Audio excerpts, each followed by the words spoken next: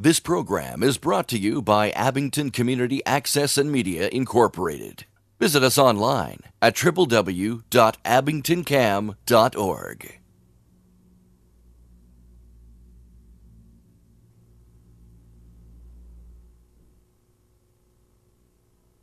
Under God, indivisible, with liberty and justice for all. Thank you.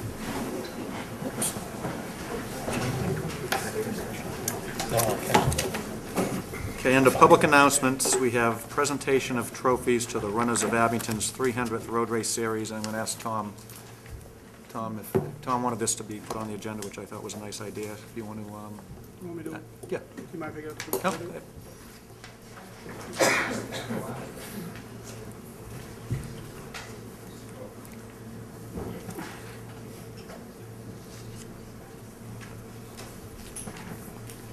You have the trophies. What's that? You have the trophies. Thank you, Mr. Chairman. I don't know if Selectman Larry Chafee is here from Rockland. He Not called, sure. he said he couldn't make it. Okay, great. On behalf of the Board of Selectmen, we'd like to kick off tonight's meeting with a special presentation to 4 runners of our Tricentennial Road Racing Series. Our Tricentennial Committee organized and conducted 4 legs of the 300th Road Race Series. Event 1 was run in Rockland on August 27, 2011. Unfortunately, the rain preceding Hurricane Irene held off. The second event was a 5K held in Whitman on Sunday, November 13th, 2011. The third event was a 5K in Abington on Saturday, May 19th, 2012, sponsored by the Abington Police Department and the Community Partners Association. And event 4 was the grand finale of the half marathon, which was held on Sunday, June 3rd, 2012, where the 13.5-mile course proceeded through the historic towns of Abington, Whitman, and Rockland. At this time, the Board of Selectmen would like to acknowledge the 3 runners who completed all 4 legs of this road race series. That is quite an accomplishment when you consider the combined populations of Abington, Rockland, and Whitman is about 50,000 inhabitants.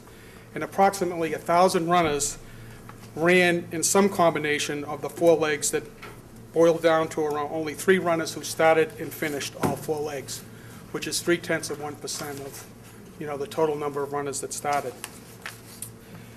So the 3 runners who achieved this feat, I'd like to call up and congratulate. The first is Emily Flaherty from Abington.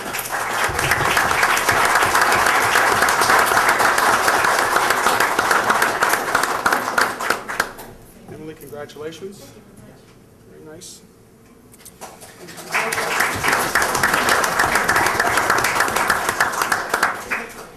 The second is from Rockland, and that's Sue Simmons.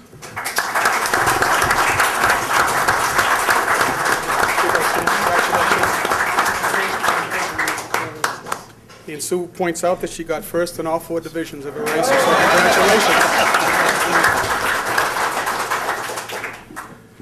Our third is Roy Leander from Abington. Roy is, for those of you who don't know, if you're up about 5 o'clock in the morning, Roy starts his 5 to 6 to 8 mile run at about 5 in the morning, and certainly he's well known in Abington. And Roy, congratulations, that's quite a feat. Thank you, Tom.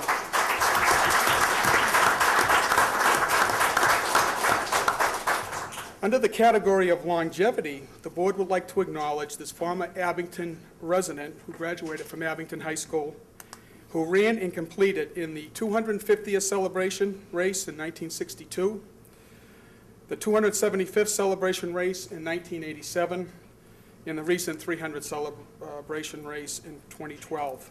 And that's Dick Carnes from Norton.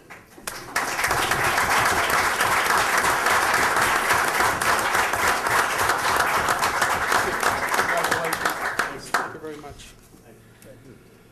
The board would like to thank everyone who participated or volunteered to help make this Tricentennial Road Racing Series a big success. We'd also like to thank Abington resident Al Donaghy, who I understand donated the trophies, and the Abington Police Community Partners Group, who also took care of the cost of engraving. So I think with people like this, it makes Abington a special community. And again, we'd like to congratulate and acknowledge the accomplishments of these 4 runners.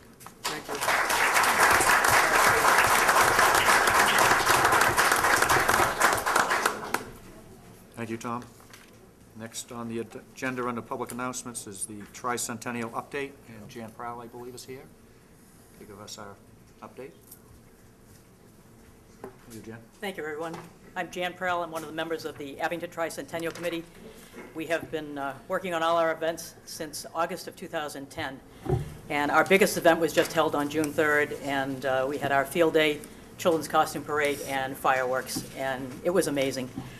So it's almost impossible to try and thank everyone who helped out that day. There was 150 volunteers down there, from young people about 10 years old all the way up, helping out with everything.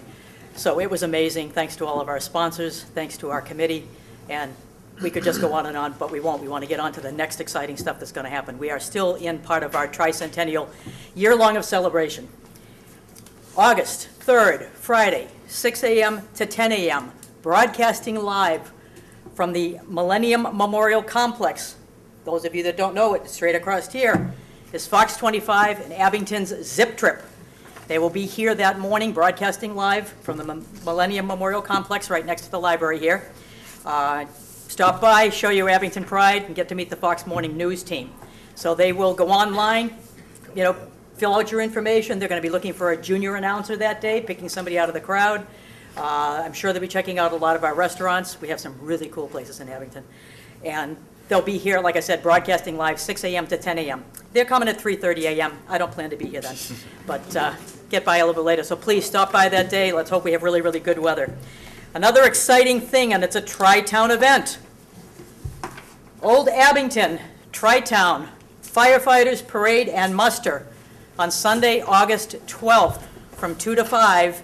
And following the muster, which will be right at the end of the high school here on the gym side, not the cafeteria side, on this side, competing will be the Abington, Rockland, and Whitman fire departments. They were all one town back in 1712, so 300 years later, they're going to find the best of the best. So that'll be happening, and right after that, we go right over to the Nisbee Bandstand for the John Penny Band. It's a 6-piece band playing country, contemporary, traditional, 50s, 60s. It'll be kind of a good thing to do and a nice afternoon. So come by, support your town, Abington, Whitman, or Rockland. It'll be quite the event and the challenges. There will be food served, and during the afternoon from the Lions Club, and I believe it's the youth soccer will both be there. So, and just want to welcome everybody out that day. Support Abington. And not that we don't want to support Rockland and Whitman, but, it is what it is. The final thing of our entire tricentennial series will be our Civil War Living History Encampment Reenactment Weekend, September 21st to the 23rd. Many different Civil War groups that do this, as a hobby, a fun thing. We'll be camping out at Island Grove for the weekend. Saturday is going to be a really special day. They'll have some drills going on for kids and all kinds of things during the day. At high noon that day, we are going to rededicate the Memorial Arch and Bridge, which was a gift 100 years ago to the town here by its residents, and also to honor the 150th anniversary of the Civil War. So we are going to have a very, formal type ceremony down there that day beginning at noon. In the evening, we're also going to have a candlelight stroll. So you'll be able to walk among the camps of the different groups that are down there. We're hoping to get the cavalry here with some of their horses and just really kind of bring this back to, what Island Grove was many, many years ago, a place of gathering. And that will be the weekend of September 21st, 22nd, and 23rd, Saturday the 22nd at noon, again being the official ceremony to rededicate our bridge and our arch and remember and honor all of those from the Civil War 150 years ago. So that'll kind of complete our tricentennial year-long events. It's been an enormous challenge, and it's amazing the help that we've got from everybody in town. I mean, the fire and the police during the day of the field days. Rain shower, it didn't mean anything. We just kind of ducked inside for 20 minutes, half hour, came back out, and had a wonderful evening. And the selectmen for everything that they've supported us on. And like I said, we had a few more things to go, but everybody come out for the fire muster, and watch the three towns compete against each other right here at the end of Abington High School. So that'll kind of round out everything I think that we have this year, but you never know, we might sneak something in here or there, but we want to thank everybody for their support. Thank you, Jane. Does anybody have any questions? Yeah, Rebecca? The book is still coming. The book is still coming, yes. We have a commemorative book It is still in the works. We chose to, there was much more involved than we thought. Pembroke's just getting their book out at 462 pages. This is a tabletop. Ours, I'm not sure, will be 462 pages, but it's sure looking like it's going to be. And it was such an involved task that they really decided that it would be better, instead of doing a supplement, that they included all of the tricentennial events right through September. So I think it's going to come out more in early type fall.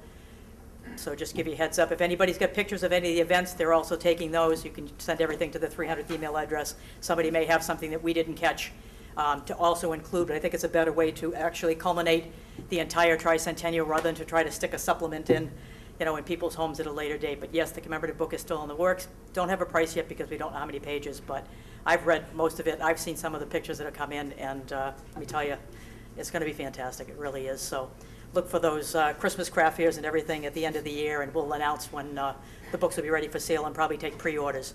So, anybody other questions? Terrific. Thank you very much. Jen. Thank you. Next on the agenda, under public announcements, introduction of town accountant Suzanne Moquin. John? Yep. Mr. Chairman, board members, I would like to introduce you to our new town accountant, Sue Moquin.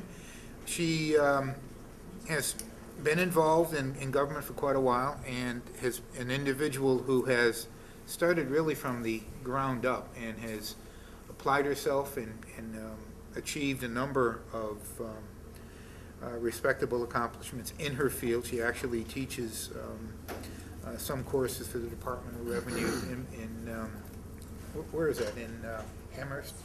In Amherst, and we're pleased, I'm pleased, and I know the board has confirmed her appointment, and I wanted to make sure that you had a chance to meet Suzanne, and also, if you have any questions about any kind of issues or finances, Suzanne is available to you at any time.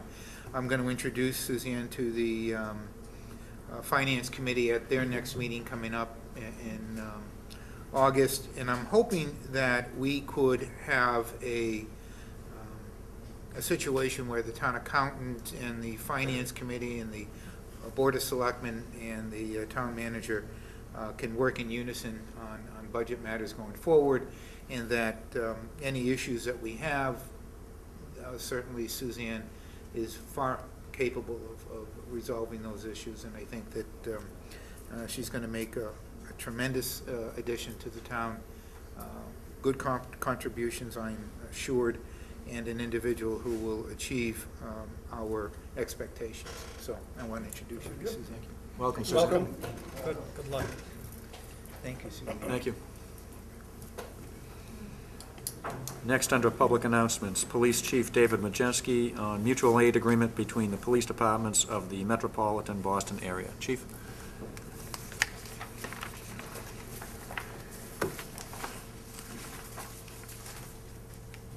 Thank you, Mr. Chairman. Thank you for your time.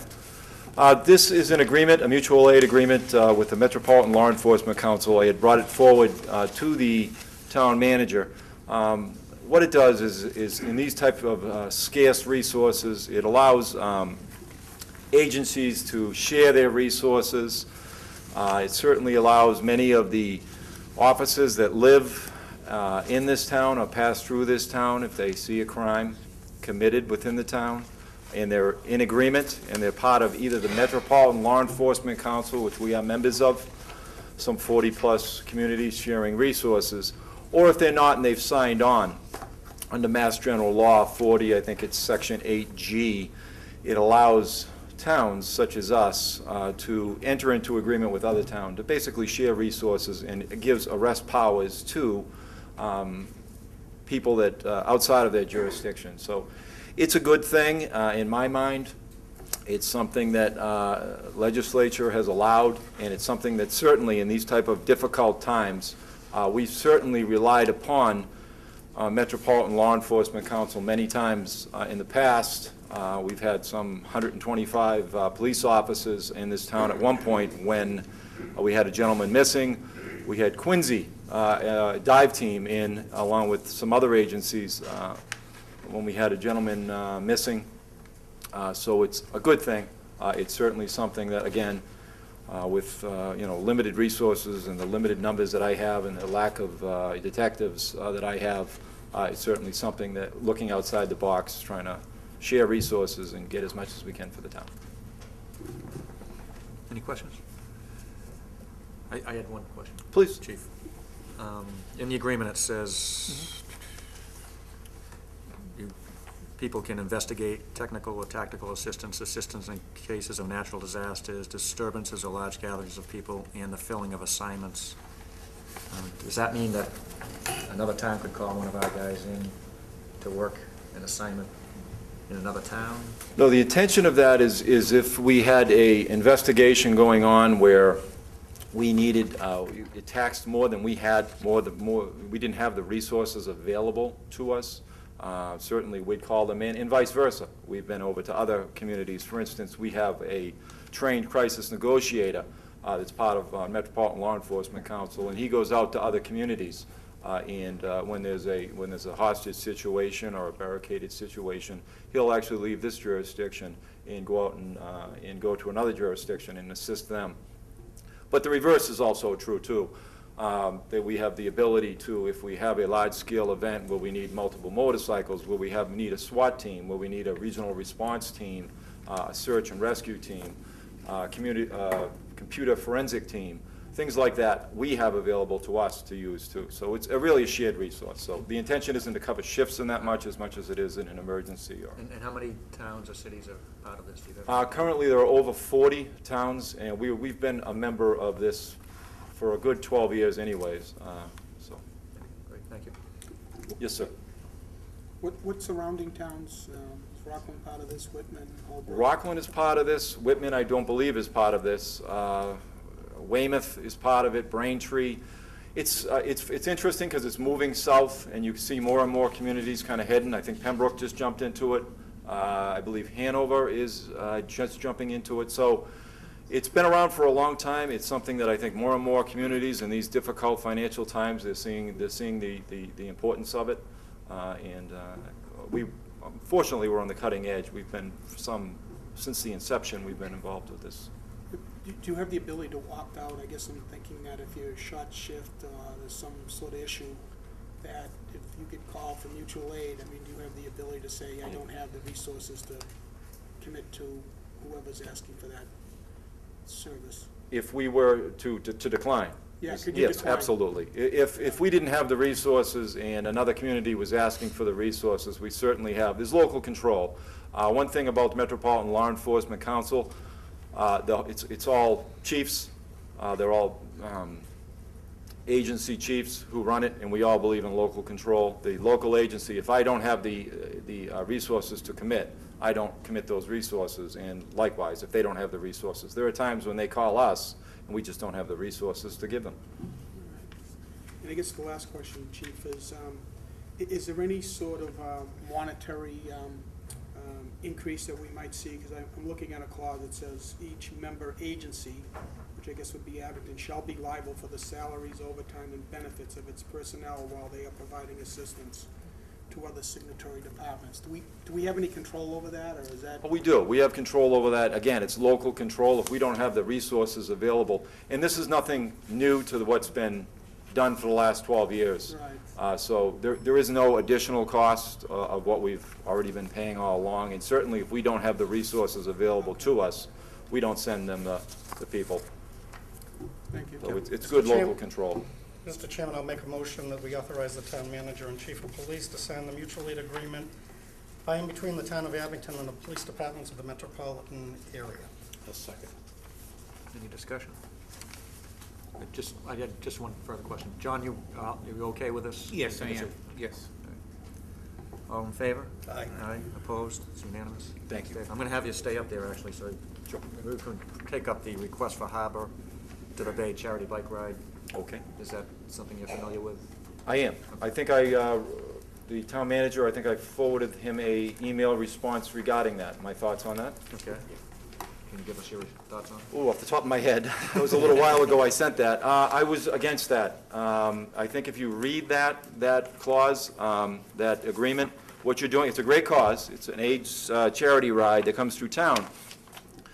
But I think if you read carefully that agreement, what you're saying is any issues or liabilities that occur. So if somebody gets injured, if something happens as a result, as they're passing through this town, the town takes on the liability of any issue that might occur. So for that reason alone, I think if you go to the page where it's looking for a signature from the fire chief, from the police chief, and from the town manager or board of selectmen, I think there's a bolded area right above where it says clearly that you are liable, meaning this town is liable. And if you do a cost-benefit analysis, I don't think, while the cause is wonderful, I don't see what the town's getting in what they may potentially be paying out as a liability. That's my thought on it anyways. Thanks. If I could, Mr. Chairman, this is a form that Mass Highway has required over the course of time. It's a standard form. I know I did have issues back in the other two towns I was in, and one of the things, on one occasion, we deleted that sentence, on another occasion, we added the language to the extent permitted by law. So I don't know what you would want to do. I mean, if you do approve it, we can certainly do it and take out the language as it relates to it. I think, as I understand, this is going down Route 58, and before the state issues their permit, they're looking for the acquiescence of the communities that come forward. But it has been, in the past, it's been an issue in individual communities, but certainly to protect yourself, you may consider that. Thanks. Thank you, Dave. Thank you. Any other announcements that folks have, or we'll take that up on? I do have one other announcement. It was brought to my attention that July 26th is Mr. Franny's birthday, is that correct? Oh, We won't be meeting before August, so we all wanted to say happy birthday, Mike. Thank you. 64 years old, is that the? 39. Public appointments, 6:30 PM. Request for Class 2 license, 123 Center Ave, Lee Good, doing business as Big Lee's Auto Body, but I guess We are we have a, postponing that. we're going to postpone that until August at his Right, request, correct? At his request, because the notifications to the abutters are not mailed out. 6:35 PM. Request for a transfer of a commercial garage license, 933 Brockton Avenue, Karanja Gordon, doing business as B2L Auto Body. Is Mr. Gordon here?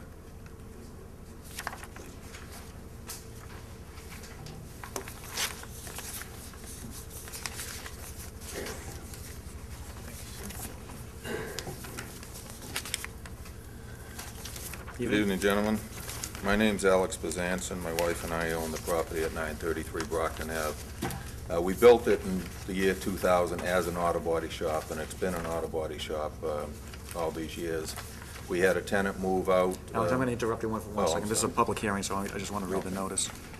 Town of Abington, public hearing. The Board of Selectmen will hold a public hearing on Monday, July 16th, 2012, at 6:35 PM in the Carter Hearing Room, 500 Glenevich Way, on the application of Karanja Gordon for a transfer of a commercial garage license doing business as B2L Auto Body from Alex Bezanson, doing business as LA Realty Trust, 933 Brockton Avenue. Andrew Burbine, Chairman. Sorry about that. No problem. Thanks. Like I said, it's always been an auto body shop. A tenant that was in there moved out on June 1st, and Kevin wants to move in. He's had all his inspections, I believe, with the exception of the fire chief. We still need to set up the alarm company, which we're in the process of doing.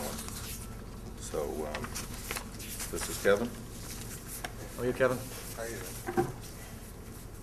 And your hours of operation, you're looking for Monday through Friday, 8 to 6, and Saturday, 8 to 6, and Sunday closed? Yes. Is that a change as to what No, they are? I believe the hours are the same. Are they? Okay. I'm not positive, but I think it's pretty close. Does anybody have any questions? Is it just the same amount of vehicles? Yeah, nothing changes. As you know, we have the used car lot and Lynch's towing on the property, but all the tenants will have the same amount of cars. Any other questions from the board? Any questions from the public? If not, I have a motion to close the hearing. So moved. Second. And a second. Any discussion on the motion? If not, all those in favor? Aye. Opposed? The ayes have it. What's the pleasure of the board? Mr. Chairman, I will move that we approve the license on the conditioned upon the final issuance of a fire alarm inspected by the fire department. There's a motion to approve with those contingencies. Is there a second? Second by Mr. Dion. Any discussion? If not, all those in favor? Aye. Aye. Opposed? That's unanimous. Thank you. Kevin, good luck. All right, thank you very much. 6:40 PM, discuss potential installation of no parking signs on Ashland and King Streets. And this is also a public hearing, Town of Abington public hearing. The Board of Selectmen will hold a public hearing on Monday, July 16th, 2012, at 6:40 PM in the Carter Hearing Room, 500 Glenavich Way, to discuss the potential installation of no parking signs in the hours of such no parking on Ashland Street as it connects with Route 18 up toward King Street. R. Andrew Burbine, Chairman. And I guess, Ken, you requested this initially, so I don't know if you have any questions or comments. I had some contact with residents of King Street that were concerned about pulling out of their street onto Ashland, and the sight lines, if possible to see. And as town residents, I think we know that going up Ashland Street, people kind of tend to come off 18 and go pretty fast up there. So I know they were concerned about the parking on Ashland Street. Maybe other issues too. I think that there's a concern that if they're not, the residents, if restaurant patrons aren't allowed to park on Ashland Street, they might go on King Street, so that might be another issue too. Yes, Kevin.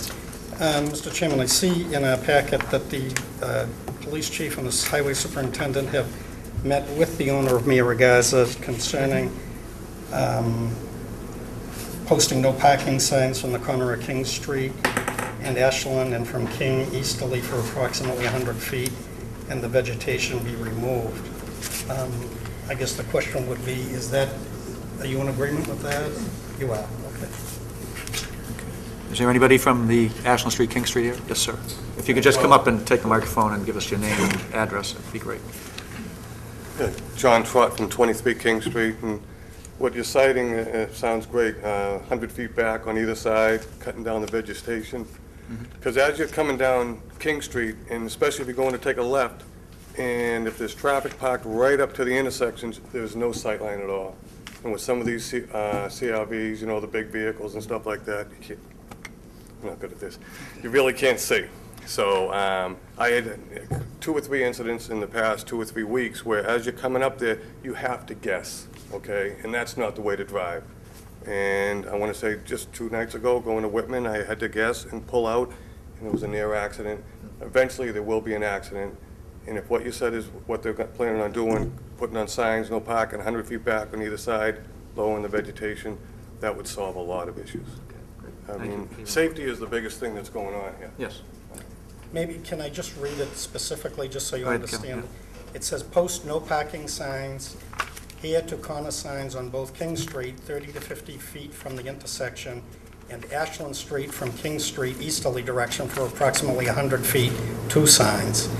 It was also recommended the vegetation be removed by the owner to increase the line of sight for traffic leaving King Street onto Ashland Street. Is that okay? Okay. Yes, ma'am. Chairman? Actually, I just have to present these to the board. Do I have to what? Yeah, just so you can give us your name and address. Hi, I'm Kristen Martin. Thank you for your time. We're from Mia Ragazza Restaurant. And as far as the vegetation, we have already taken care of that. It is actually the vegetation that was cut back. We were given permission from Carmen DeGusto, which it is his property, to remove trees and vegetation to make it clearer. So could I please present these to the board? Thank you. Thank you. Thank you. Yeah. I mean, I don't really think what's done now is happening. That was before. Okay, the issue I'm talking about is coming out of here, out of King Street, and banging this left. Cars come they park right up to there. Yeah, and but then that's gonna end now. Okay, oh, there'll be no parking there? Correct. Okay, if there's no parking. Right, all the there- way to King Street. Right. That's the 100 foot. And then on Yeah. King Street, Thank you, sir. Yeah, from Ashland up to King Street, that's going to be. And then from on the King Street. It'd be 30 feet on that side. Mr. Chairman, I just have Yes, John. one question. Has the one tree been removed? Yes. That has been done? Okay. Anything else from the neighbors or anybody else? Yes, ma'am. I just have one question. The sign's going to be on one side of the street, only right on Ashland and King. I don't know. Do you know, John, if the sign is going to be on just one side of the street or on both sides of the street? I would imagine it would be on both sides of the street. We can double check that. Oh, I agree, Yeah. yeah. Yeah, I think it would have From to be one both sides. But I will check to make sure that that's the case. Yes, sir.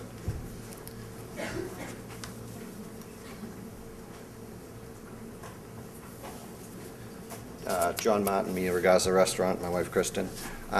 You had mentioned that they were talking about the signs would say the hours of such parking. Is that something that is being considered? No, there's no recommendation here from the chief. I believe it said in the notice, correct, that it would be the hours of the parking? Initially, in the public hearing notice, we did, yes, Yeah. it was. So is that something that's being considered? Is parking allowed in certain hours, or? I'm not, at least as far as the chief of police goes and the superintendent of If you streets, there's do no, look- just let me finish, there's no indication here that they would recommend certain Okay. hours that it be parking and no parking. Okay. And if you do look at the photos, it does show you too that where we have taken back the brush, the cars would be completely off the pavement there. They wouldn't actually be on any pavement. But when I met with the chief and stuff, we did walk it together, and we did agree, that they should be able to see coming out of that corner. And I don't condone anybody parking where they shouldn't be either, so, unfortunately, you can't control it all the time where people decide to. There could be parking spaces all over the parking lot, and they decide to be up there because they have a car they don't want anyone near or whatnot. So, we're all for safety and whatever works, whatever the chief recommends. Okay, thank you. Yep. Anything else from anybody? Oh, I'm sorry. Yes, ma'am.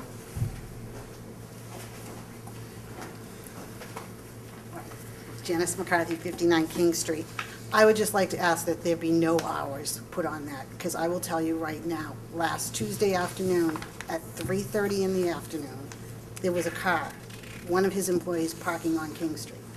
No other cars around, but she pulled around and parked on King Street. It wasn't her. It wasn't her. So, I'm just Hold on. asking that Everything no- comes through me. I'm number just one. asking that no I hours. understand your request, yes. So, and I would like to present these to the selectmen so you can review them. These are the instances we're talking about as far as cars are concerned. And watch.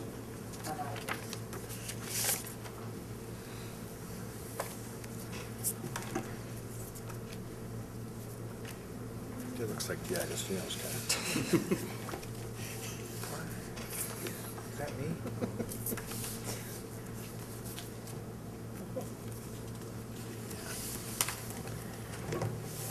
Thank you. Do you want these back? They're my neighbors. We can get them back to you afterwards. Okay, thank you. Thank you. Anything else from anybody? Yes, Mr. Martin.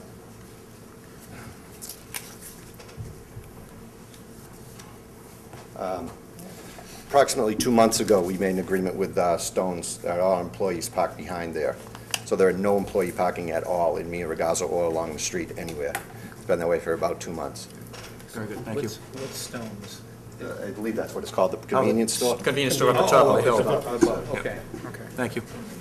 Sir, did you have something? Yeah.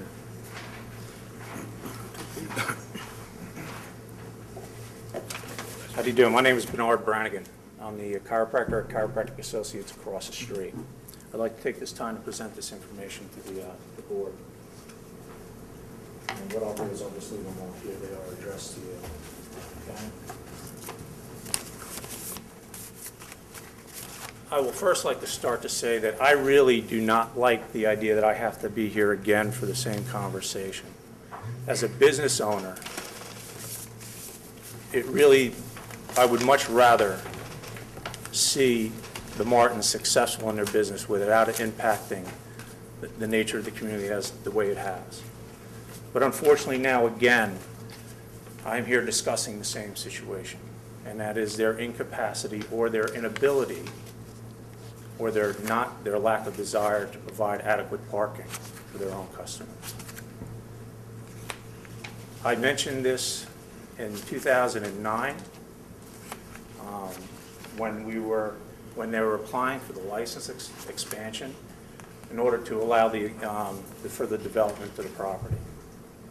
At that time, I was advised that they were within zoning regulations and nothing further would be done. 18 months later, we have a tragic event happen outside where someone leaving their restaurant, walking across the street to a parking lot that they had made accommodation to at that time for their staff, got hit and killed. I can completely sympathize with the folks up at Ashland Street and King Street. And I can't talk against their request. But the problem we have here is that it does not solve the problem. The problem is that you will be shutting down on-street parking, which they have every right to request you to do. Yet, we are not solving the fact that Martins are incapable or unwilling to accommodate the parking that their facility is demanding. So subsequently, in the approval of this no parking, you will then transfer the stress of the folks looking for the additional parking to those businesses across the street on Route 18. And we again revisit the concerns that I expressed in 2009 and the tragic outcome that came 18 months later. So I can only tell you that I think you seriously need to look at how you're going to resolve the problem. This is a symptom of the problem. I firmly believe that, but it is just a symptom of the problem. The answer to the problem comes from the Martins and how they're going to resolve their parking problem, how it's going to stop impacting the town, the neighbors, and the safety of their customers. For 7 years, I've been waiting for someone to step forth in common sense to recognize the risks associated with this situation. We're pushing it around. Again, I am not here to talk about your requests. I sympathize completely with what is happening up on your street. I myself deal with the same issue. I have put no parking signs on my property. I've had discourse, garbage thrown at me by his customers when I've asked them to leave. Now, with that said and done, I'm not looking for consideration for myself. I'm not looking for someone to feel bad for me. That's part of the responsibility I've taken as being a business owner and a property owner in Washington Street. It is part of the commitment that I've made as a physician, recognizing that this is a safety issue, which is why I'm standing here uncomfortable when someone is being successful and trying to get them to effectively manage their success without impact. I would much rather revel in their success than sit here and be critical. But the reality of the circumstance is, ladies and gentlemen, that to shut down parking in one place and not answer the problem puts you, the selectmen, for I again now put on record the situation that I made in 2009, puts the town and again puts the customers at substantial risk again for a tragic event, because when this additional parking is shut down, they're going to come looking. They're already using the lots across the street as it is. So I close this in saying that at this point forth, I have nothing really that I can add to this circumstance. Okay, I've been here twice. I've communicated with the last chairman of this board last year. Still waiting for an answer. The answer has to be greater than what you're going to afford these people, because the problem just finds itself somewhere else. Thank you. Thank you. John. Mr. Chairman, if I may, we have investigated the capacity in the issue of parking. When I say we, chairman of the Board of Selectmen, then Chairman Aiello, myself, the building inspector. We went out, we met with the owners. There's two ways, according to our zoning bylaw, that we can calculate the number of parking spaces. One is by square footage of the building itself, and the other is based on the number of seats, including the outside patio seating arrangements. And in both cases, the calculations under both scenarios were within the number of parking spaces provided for legally through our zoning bylaws. The only resolution that we have available in relationship to the lack of parking, for example, with Mia Ragazza or any of the establishments in town, is to change the zoning bylaw. If Mia Ragazza complies with the zoning bylaws and that compliance is not sufficient, as has been pointed out, then the issue from our perspective is that we would either contact the Zoning Board of Appeals or the Planning Board or both and ask them to revisit this issue and come up with more stringent parking requirements.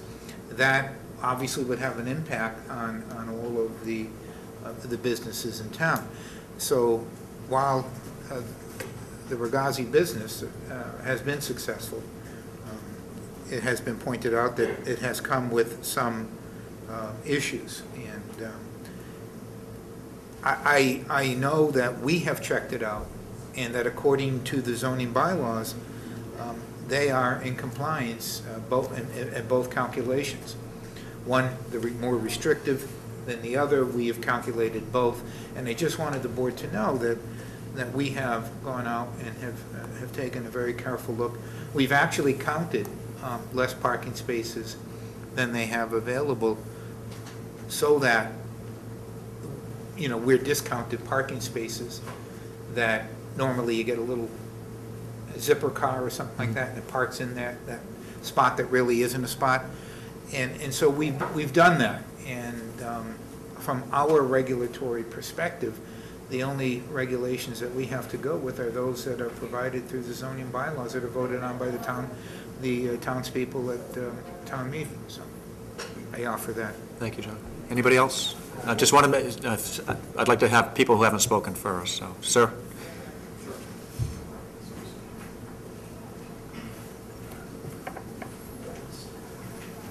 My name is Doug Howe. My wife and I live at 100 Ashland Street. So we're about 3 houses up.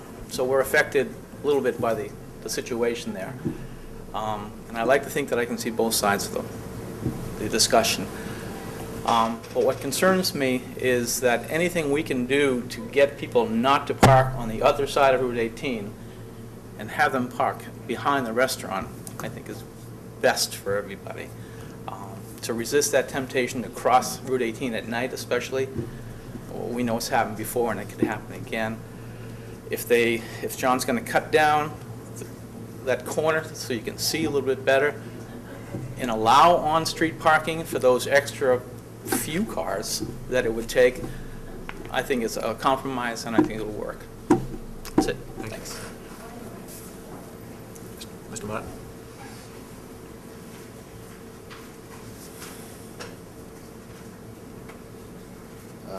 As to the question in regards to the parking spaces that were required, we were inspected 3 times in a matter of a few months period. Marshall Adams had come down and a few of the selectmen. We are required by both calculations to have 41 spots. We have 58. They're all, and that, as John had said, there are some we did not count because they were not 10 by 18 or the appropriate size, so we didn't count them, although some people do use them. And as in any business, you're going to have some overflow. We could have a party of 6 that show up in 6 different cars. It just happens. To be vilified for a tragedy is a disgrace, in my opinion. I've many times seen customers of the chiropractor walk across the street after having his service to have lunch. It could have happened to them. Would that have made him a bad person? We all see on Sundays the churches park up and down the road. It's something that, you know, of course we don't want any safety violation. For him to stand up here and say that we do not tried to make this work. I think, like I said, all our employees are not parked there. I really take offense to that, to being vilified for such a tragedy. Sir, did you still have another comment? I never met you, the chiropractor, but you nailed it. I mean, very eloquent.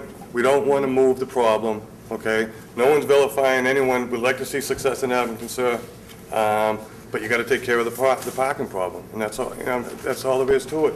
So when you talk about the zoning laws and, doing what you're supposed to do, we have to use common sense too. There's an old expression, it walks like a duck, it talks like a duck, it's a duck. Cars are spilling into the street, it's a safety issue.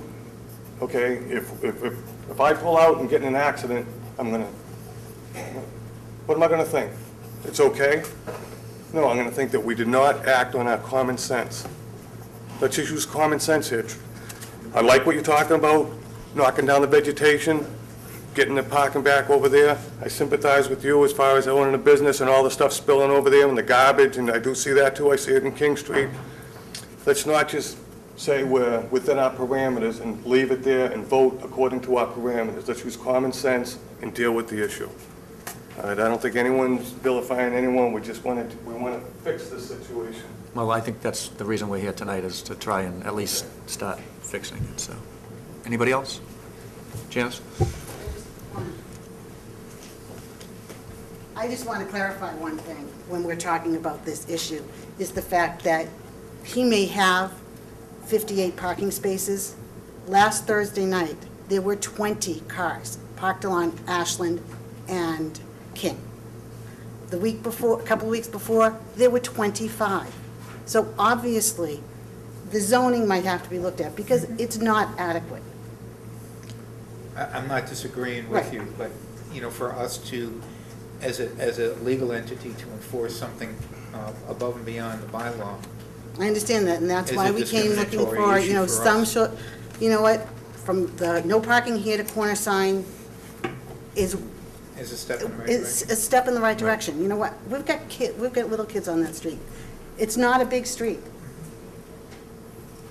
And if you've got cars parked along there, you can't get two cars going in opposite directions down that street at the same time. So, Understood. thank you. Anybody else? If not, can I have a motion to close the hearing? So moved.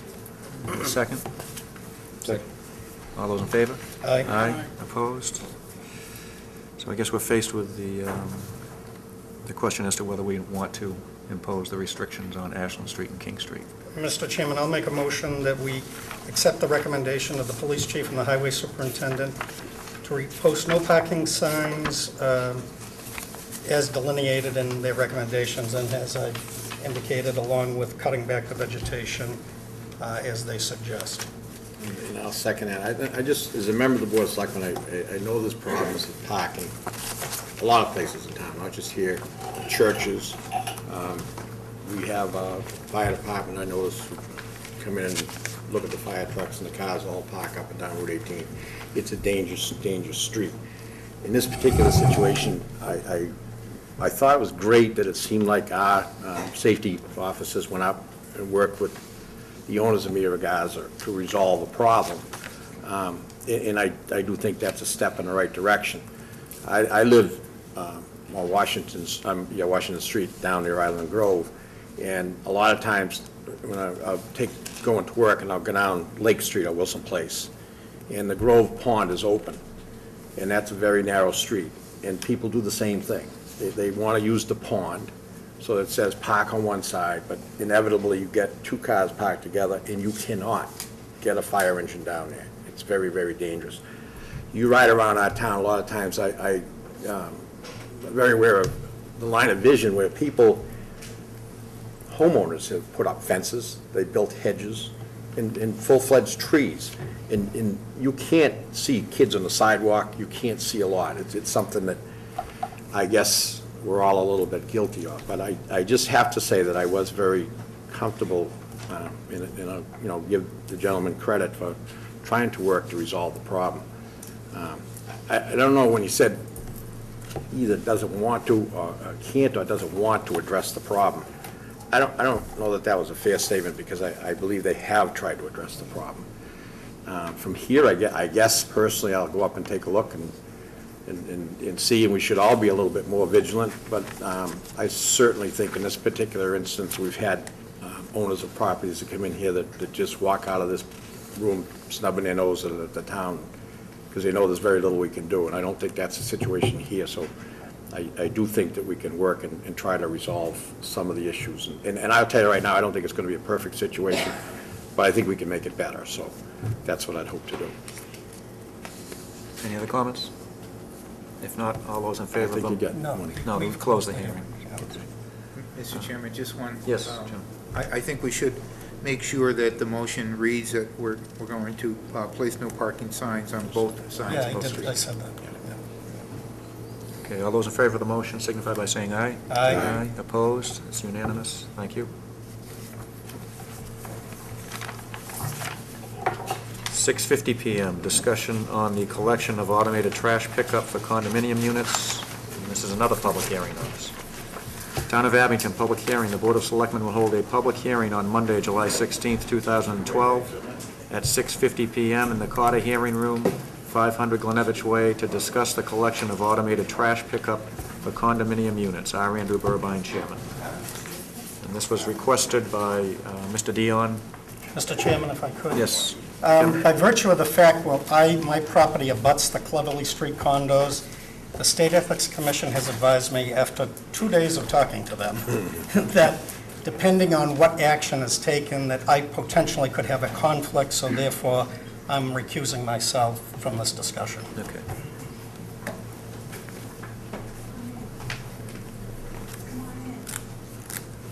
So I guess, Tom, what you were looking for was a reconsideration of a vote that board took back, I believe it was in January, in conjunction with the contract with the trash hauler to discontinue collection of trash with of 5 of the condominium complexes in Abington.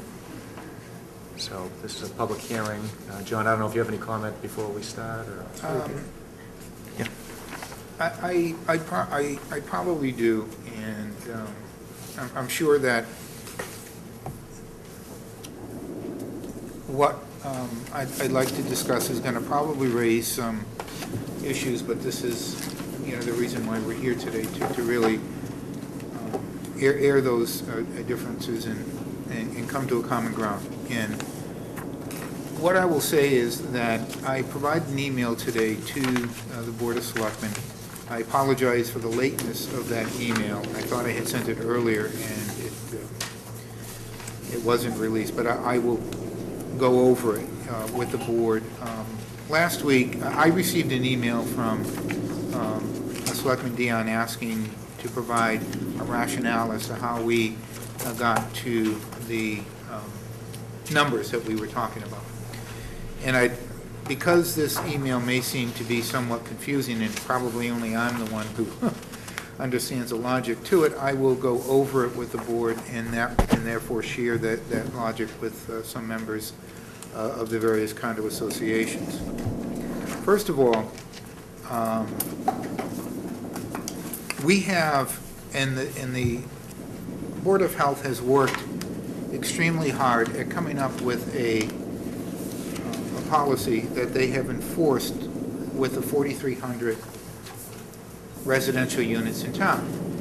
And that is that if you do not have a recycling bin at curbside, your trash will not be picked up. With the 5 condo associations, some condo associations recycle, and I'm sure everyone here tonight recycles. But there are a number of issues with respect to the policy and the bylaw of the town. The bylaw requests that we could fine people up to $25 if they do not have a recycling bin at curbside. That obviously is not the case for the 5 condo associations, because they're picked up with one commercial bin or one commercial dumpster. And so consequently, we have a policy that applies to 4,300 residential units in town, but none of the condos. And I think therein, from an equity perspective, lies the issue. In addition to that, mandatory recycling, there are some condominium associations that recycle aggressively. There are others who don't recycle at all. I believe, according to the town Board of Health agent, at least on 2, if not 3 occasions, she was called out to some of the units by the vendor where construction debris and material had been dumped in the trash container. Now, we are asking the entire town to have one recycling bin, very similar to what's up there, for both trash and recycling. In some cases, that may be impossible for some of the larger condominium complexes to comply with, because if you have, I think, Kingswood and probably some of the other larger units, Lincoln, it may be problematic to fit that many recycled trash containers at curbside, because the condominium complexes do not have that much frontage. In my discussions, and we've had this discussion before, and I think Selectman Coyle had raised a very good issue, is that if condominium complexes can abide by the regulations that are set forth for the 4,300 households, then we should pick them up. And I think that that was something that this memo to you has looked at closely. If we were to look at the condominium units, we anticipate that there would be, it's a $6 per unit per week cost to have the two-bin system. I would refer to that as a two-bin system. And so therefore, if we look at recycling, which does not have a disposal fee, but a transportation and pickup fee, we're looking at $6 per unit per week. Of the 205 units, the total cost is $63,960 for trash and recycling for the 205 condos. The estimated tonnage generated from the condos is approximately 200 tons at $66 a ton. Now, that is an estimate. That estimate is not mine. It's an estimate provided to me by the trash hauler. In addition, the 205 units will need barrels, one for recycling and one for trash. Now, given the fact that recycling and trash barrel purchases are a capital item, we purchase them once and they're good for a period of years. That's an additional $17,359 cost, one-time cost. So we add the $63,960 number plus the $13,200 number for tonnage, as well as the $17,359.40 number, and the total cost for the town disposal methodology is $94,459. Now, in our packet, we have received requests from condominium associations who are not currently picked up to also add them to the list. If we're doing 5, let's do 6 and let's do 7. So figuring that we have 709 condo units in town, if we follow the same methodology of calculation of $3 and $6 in providing the trash containers, we are talking a total cost per unit of approximately $460 for just the barrels, the cost of disposal, and the transportation fees associated with that. That equals out to $231,840. The budgeted savings is estimated in FY14 at $340,421. So the town is still saving $108,000. However, I will tell you that the $340,000 in my conversations today with the assistant superintendent of schools, they were counting on some of that savings for the funding cliff that they expect in FY14. So there is a funding cliff that the schools have to meet in FY14. So if we look at the 504 condominium units that are not serviced by any particular program, then that cost is something that we should consider. If we're going to do it for the 5, we should do it for everybody. I don't have a problem which either way you folks decide to go. However, I will tell you that we have a contract in place with the current vendor. We can amend that contract by state statute, no more than 10% of the total contract price. The total contract price, if you look at the contract price of the inclusion of the barrels, is approximately $110,000, $1,142,000. In the second year, that number goes down to $774,000, I believe, which includes the cost of the pickup for trash, the disposal fee of $66 a ton, and the recycling transportation is $499,000 for transportation, about $215,000 for the cost of pickup of the trash disposal fee at $66 a ton. If you look at there is another option, and the other option is $45,000 for commercial pickup, which is a group rate price for the 5 condos. This equates out on average to $9,000 per complex. Some are larger and some are smaller. So if we average the cost per year per unit, it works out to approximately $219.51 per condo unit per year at $45,000. If we extrapolate the daily cost for the condo units, it works out to that $219.51 divided by 346 days, which is the contract pickup cost per year. There are 5 holidays that trash is not picked up, and that works out to approximately 63 cents per day per unit.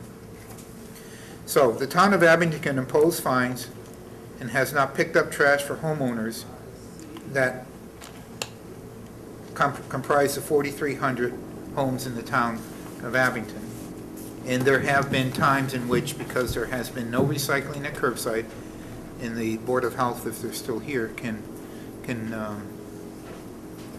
attest to that, trash has not been picked up in residential units in the town of Abington because there have been no recycling bins at curbside.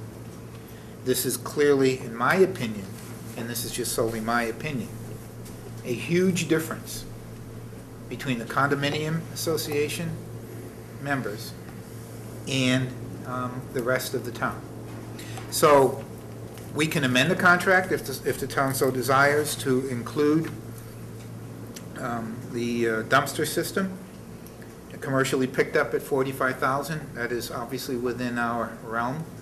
But that would only be for the 5 condos that are currently receiving trash That's correct. collection. I cannot give you a cost estimate on the other condos because I don't know what that cost estimate would be. If you wanted to extrapolate it out and assume that it's a $9,000 per complex, some are smaller, some are larger.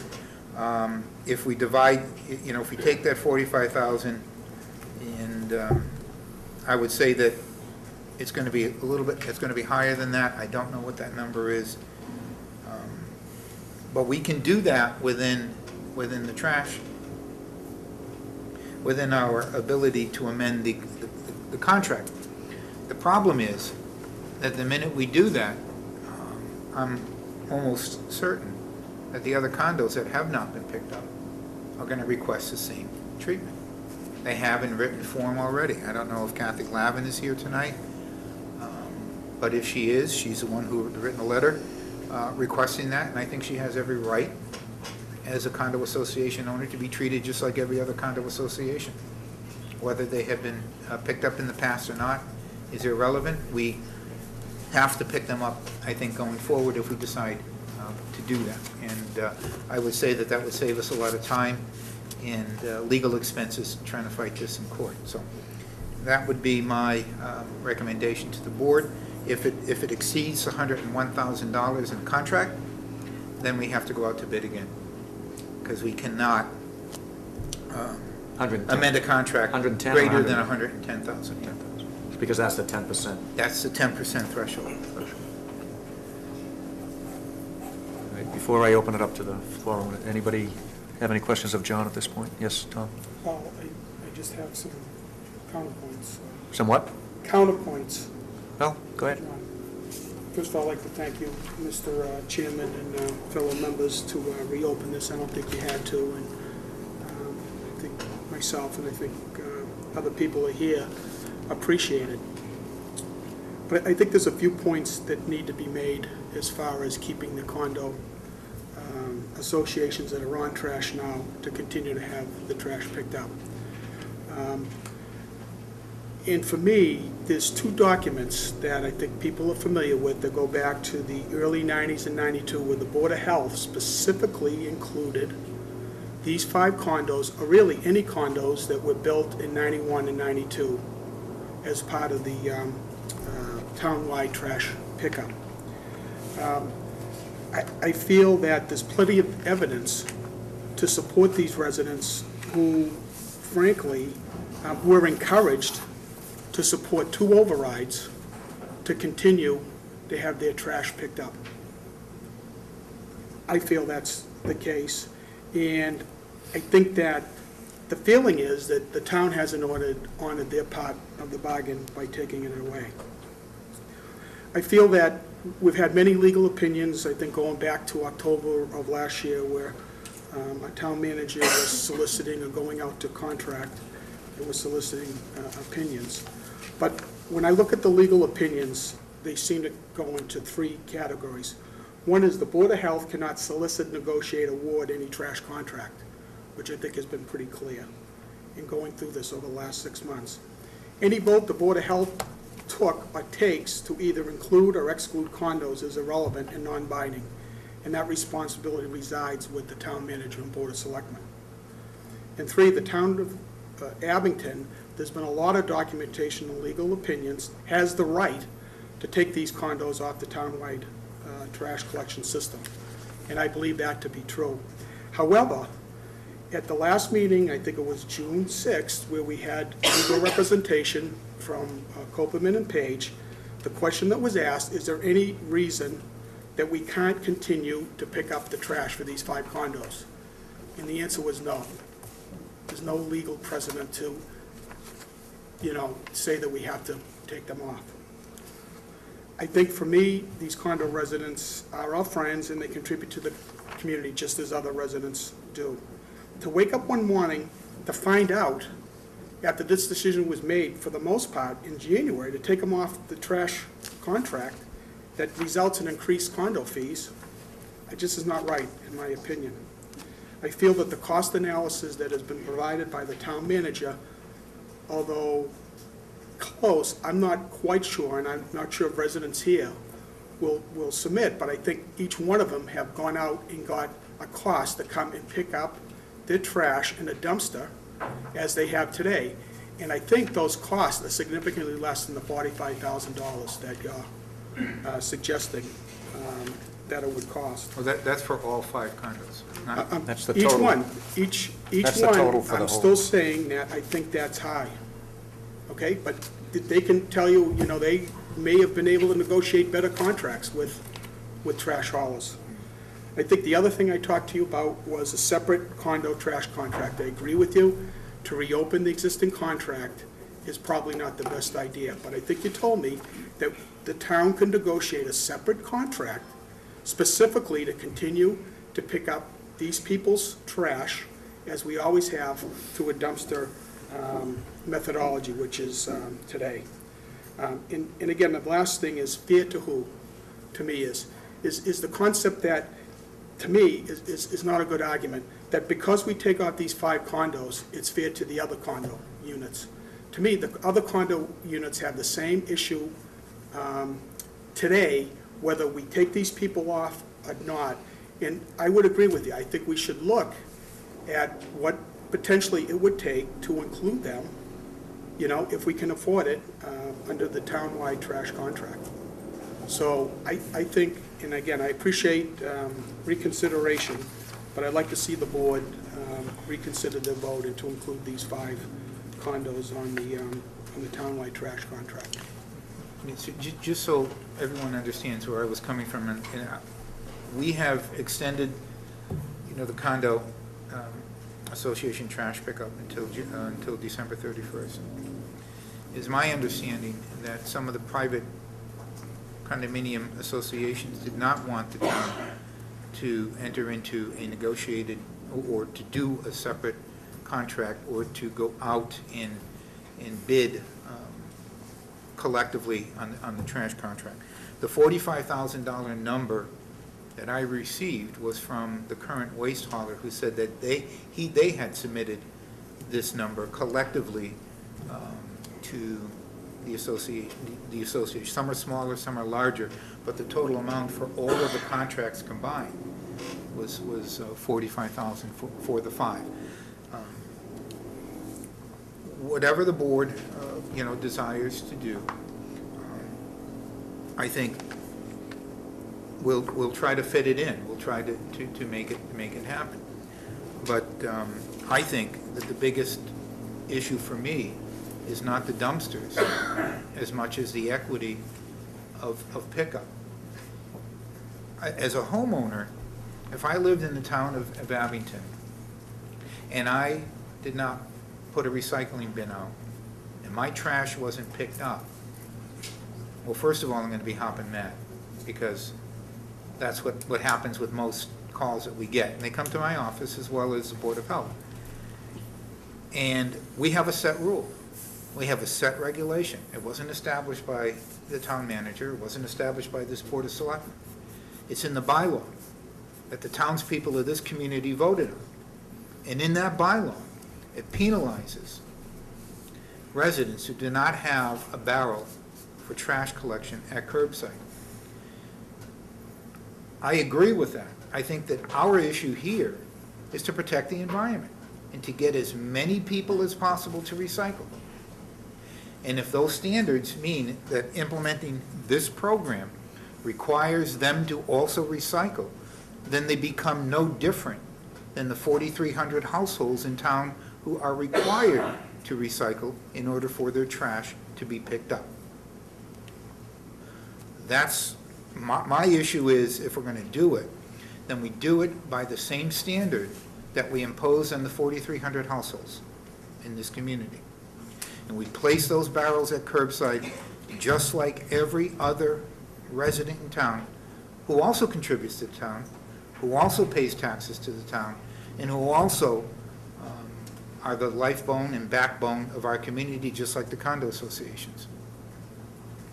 And just further to that point, I mean, there's obviously, my opinion, there's inequities between a single-family, two-family, and a three-family standing structure in the condominiums. As John said, we're limited to 164-gallon trash bin and unlimited recycling. We have mandatory recycling. Large items cost us extra. In the condominium units, and I was unaware of this until this whole thing started to develop, there's no limit, to my knowledge, as to what goes in the dumpster. As long as you can fit it in there, you fit it in there. Please let me finish. Everybody's going to get a chance to have their say, okay? There's no mandatory recycling, through the town at least. I mean, you may impose it as part of the condominium association, but there's no mandatory recycling through the town. And again, if you can fit things into the dumpster, you can fit them in. And then there's the inequity there, and then there's also the inequity with the other 500 and some odd condo units that aren't getting any trash service in this town. And to leave them out, Tom, I don't think is fair. I don't think, and at this point, that's what you were proposing. You want to bring these 5 folks back, these 5 complexes back in, and maybe we can do something for the others, but to me, that's not fair. I mean, it's either everybody is in or everybody is out as far as the condos. That's just my opinion. But my opinion is, I think when these other condos were built, the deal was you don't get the same town services. And I believe if somebody goes back and takes a look at planning board documents and zoning board decisions, they were explicitly, and I haven't. I haven't seen it, well, then I you haven't shouldn't, either, but- honestly, you shouldn't be Okay, saying that maybe I because you shouldn't. don't have any evidence Yeah. to that fact. But I so. think I'd like to request that we go back and find out if that's the case, because it's not on file with the registry of deeds. That's clear. But in saying that, I want to be inclusive too. So let's talk to the others and see if they can be included in also. I'm not saying that they shouldn't. No, but I think you said, let's take care of the 5 that are. Yeah, that's what I'm absolutely saying. And the other issue is, the whole purpose of, well, one of the purposes, not the whole purpose, one of the purposes in going to this new system was so the town could save some funds and use those funds other places. And, But see, to me, the argument's been slanted that. Please, again, everybody's going to get their say, okay? Let's just hold on a second. The argument's been slanted that they have to abide by getting 2 totes. And frankly, I don't believe it works for these 5 or any of them. The system that works seems to be a dumpster system, and if there's questions about recycling, whatever it is, I'm sure these condos would agree to abide by whatever regulations or recycling rules that we put in place. I haven't seen any issues here that aren't, unsolvable regarding, the premises, they don't recycle. I don't believe that's the case in talking to them, Andy. No, I'm not saying they don't recycle, I'm saying it's not mandatory. Okay, but let's make it mandatory then. Well, how are you going to do that for each particular condo unit? You have a health board enforcement officer that goes around every week to every street that gets their trash picked up. I see her come down on my street every week. Is it that unreasonable to suggest that if we're going to continue with that she goes and checks on it, or we go and we do SWOT inspections? She's not going to be able to stand there and watch each particular condo unit owner bring their trash and their recycling out. She can evaluate how much recycling is being done by taking a baseline, the way it is now, and then evaluate it each period or whatever. Or the hauler can tell us how much of the collection is trash versus recycling. And just like we've seen with the Board of Health under existing system, regardless of who's on that board, over the last 7 years, the solid waste on a trend has gone down. A lot of it is through policy, and our recycling has gone up. Again, I don't think it's unreasonable to ask these folks to, abide by the same rules or regulations that we oppose in anybody in the single-family residential world. Mr. Chairman, Hold on, John. the recycling hasn't gone up. Anybody else on the board at this point? Mike? I attended that meeting in January in the Board of Health. At the time, it was kind of an eye-awakening for me because the original contract had included all the churches, St. Bridget's School and stuff like that, and it became aware that we were told by legal counsel that we couldn't allow the trucks onto those church properties because it was private property. And basically, that same thought process went into the condominiums, that it was private property. Now, I will tell you, when I've expressed this, that probably the reason, no doubt about it, the reason I'm sitting in this position right now is because I got angry and was foolish enough to take out papers and won an election because they were going to take my rubbish away from me, and they were going to spread that money out amongst all the town services. I didn't think that was fair. And at that meeting, Jan was there, and it seemed like it wasn't that big a deal. We were going to work with the condominium owners, and we were going to do certain things. We didn't do a good job doing that. I don't think we did a very good job at all, and it kind of put everybody in a catch-22 type system. So as far as the original condos go, I looked and had asked the town manager the fairest way to me, and it was brought out, it was very apparent, hey, I bought this condo knowing I had rubbish pickup, municipal rubbish pickup. And now you're going to take that perk away from me. Well, to me, that would make your property worth less. So I believe you would be entitled to an abatement, and we have a process to do that. But I was told that that wouldn't work. So that's out of the question. Was also told that if we allow the 5 grandfather condominiums in there, that we could subject the town to a libelous situation and be sued in the court and the whole 9 yards. And I'm very aware of the deep pockets of the town, and there's a lot of lawyers out there that any municipality, they're gonna work very hard to prove you wrong, and they're gonna go, so for me, I don't wanna, the bottom line is, I don't wanna put the town in a libelous situation. And I also believe, and it's been stated before, that it's one town, and the condominium owners are not second-class citizens. They pay taxes, and I believe if I was going to make a decision, it would involve all of the condominiums, and not just the 205. However, in order to make that decision, as we've been speaking tonight, there's a lot of unknowns, and I don't think we're going to resolve those unknowns tonight. I think that the grandfather condominiums are okay until January 31st. December 31st. December 31st. And what I would propose to do is to maybe investigate this a little further with the property owners, the condominium stuff. Some of them are going to present problems. Maybe we can't do it. Maybe there are problems where that truck can't pick it up and things like that. Or maybe we could work out a viable plan.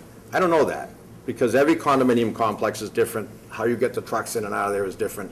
How many barrels you're going to get, whether they could do barrels or not, stick with the dumpster, whether that would work or not. Whether the Board of Health would go along with it, the Board of Selectmen, I don't know. There's just too many unknowns right now for me to make a decision one way or the other. But what I would propose to do is to investigate, and I'd like to put that in the form of a motion, that we could intelligently sit down with the condo owners, a member of the Board of Health, maybe a member of the Board of Selectmen, in the town administration, and see if we can't come up with some ideas and just shoot, instead of shooting from the hip here tonight, because we're going to go nowhere. I'm going to tell you something right now. We're all spinning our wheels. And I would put that in the form of a motion. But one thing I'm going to say cautiously, it might not work. And optimistically, I think it will. But I will tell you that there could be certain situations where it's not going to work out. And it has to work out for everybody as far as this member of the board is concerned. So, again, I would put that in the form of a motion. Can I just ask you to hold off on Sure. that? Because there are people here who want to speak first. I'm sorry. Ken?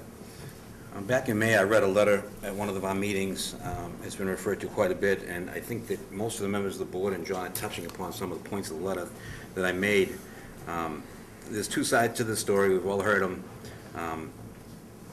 From my aspect, I'm a homeowner. I own a 2-family in Abington, or the bank owns it, I should say. And I have certain rules that I have to follow, and my tenant has to follow. I have to make sure that I store my trash all week long, and I drag it out to the curb on trash day, tonight. I also have to bring out my recycling. I must recycle, or my trash will not be picked up. The amount of trash that I put out is limited, only what I can squeeze into one of those containers. Large items, excessive trash will not be picked up at my house unless I pay a fee. There are going to be even more rules. I have to make sure that the new automated carts have unobstructed access. My carts have to be placed at least 4 feet from obstacles such as utility poles, mailboxes, parked cars. Carts must be within 2 feet of the curb edge. They have to be placed at least 3 feet apart from each other. If I live on a one-way or dead-end street, my carts have to be placed on the left side of the street. These are things that now or will soon be required by every homeowner in Abington to receive municipal trash pickup. We spoke about how the trash figures have gone down every year. The Board of Health through the years has made numerous changes to the trash policies to get that to happen because of the skyrocketing costs. Mandatory recycling, lowering the limits on the amount of trash allowed. Right now it's 3, it was 5 not too long ago. Adding fees for excessive trash or larger items. Larger items used to be placed at the curb and they pick up 1 each week. That doesn't happen anymore. Discontinuing yard waste removal. That doesn't happen anymore. It may happen in the new contract, though. These are all things that have had an impact on most of the residents of Abington. I believe that the condo owners have mostly been unaffected by these changes. I think that if the condo owners can live by the same rules and restrictions that the more than 4,000 single, 2, and 3-family homeowners here in Abington are required to adhere to, I think that their trash should be picked up also. I don't think it's right to just say, we're not picking you up anymore. That's not right. That wasn't the way it went down. I think there was some miscommunication. You bought these condos with the knowledge and the assumption that you received municipal trash pickup when you bought them. You know, you didn't have to pay for that portion in your condo fees. However, the condos that have been put on since 1991, when they went to the planning boards, that was part of the selling point to encourage the building of the condos. Oh, you don't have to pay for, the town will not have to pick up trash at our condo units, and they won't have to plow the roads either.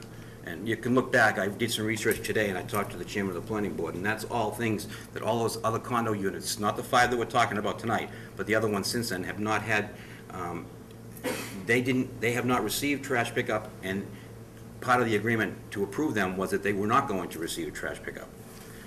When the town held 2 override votes exclusively for the purpose of funding Abington's trash pickup, the residents, you folks mostly, came out and voted, assuming that if I vote to raise my taxes, my trash will still get picked up.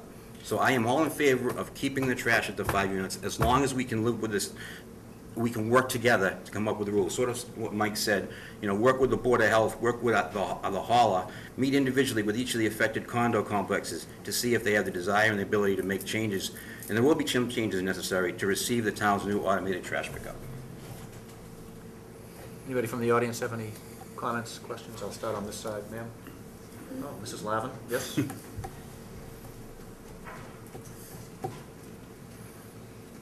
Hi, I'm Kathy Lavin, 65 Presidential Drive, Abington. I'm here representing a few of the condos at Thayer Street.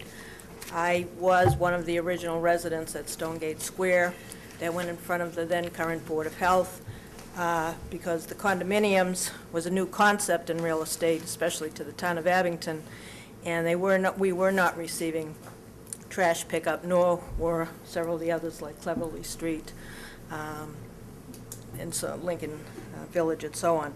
At that time, the basis is that all condominium unit owners should receive the same fair and equitable treatment as everyone else. As the town started to develop in the early 1990s, more condominiums came online, and they all came online at once, be it Thayer Street, be it the Gables and so on, and the developers were the ones that basically ended up making the money. They came in and they made promises to the planning board and the zoning board that if they received the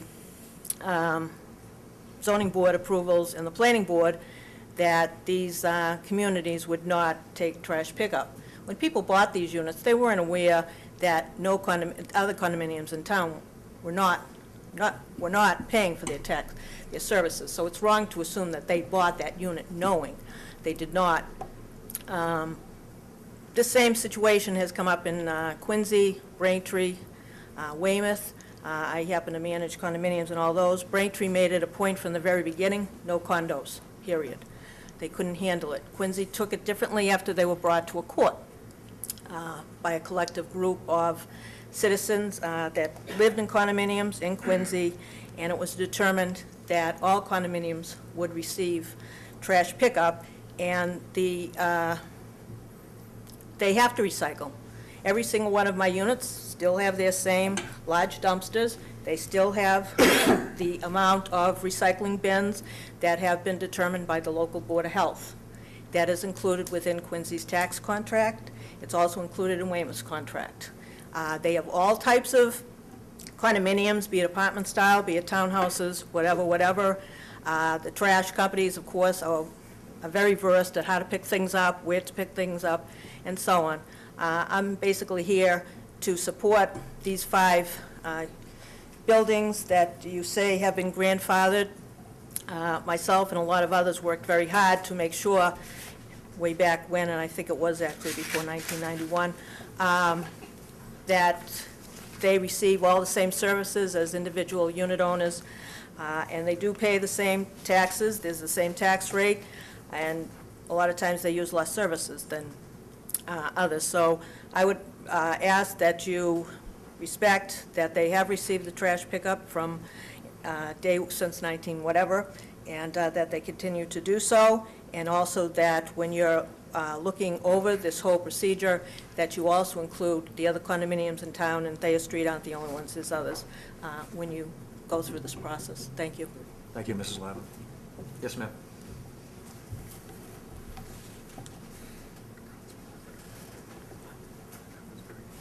Judith Lynch, 15 Davis Street, Davis Court Condos.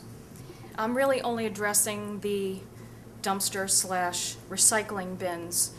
I can only speak for Davis Court condos. We are only 6 units, and in our small 6-unit complex, we actually have a 4-yard dumpster, and we have 2, 96-gallon toters only for recyclables. So we have our dumpster for the trash only, and then we have the 2 toters for all the recycling. It is my understanding from what I'm hearing this evening that maybe some of the larger complexes don't have the recycled toters. It's just a suggestion at that if recycling is part of the issue for the condo associations, perhaps do what we're doing with the renting the toters specifically for the recycling.